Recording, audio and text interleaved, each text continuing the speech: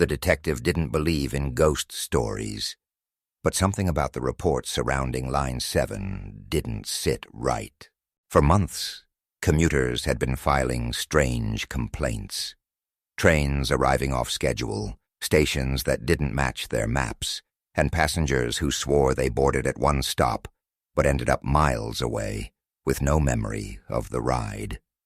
It all led back to Station 13, a decommissioned platform that hadn't been in use for years.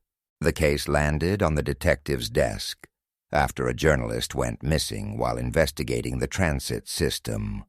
Her last call came from an underground tunnel, then silence. Following her trail, the detective boarded the last train of the night. At first, the ride was normal. Then, just as they passed through what should have been a straight tunnel, the train veered onto an unmarked track.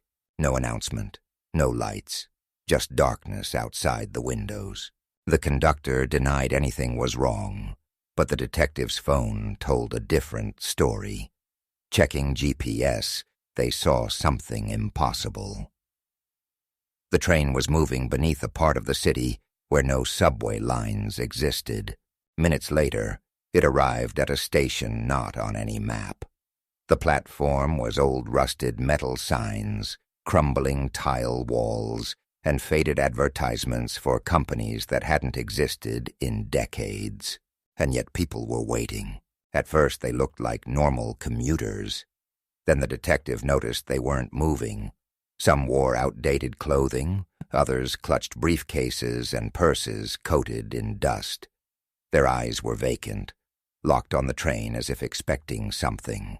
Then it hit. They weren't waiting for a train. They had never left.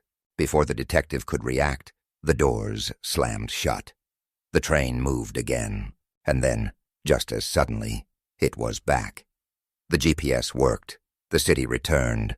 The train pulled into a normal station, but the journalist was never found, and no one could explain where that train had taken them.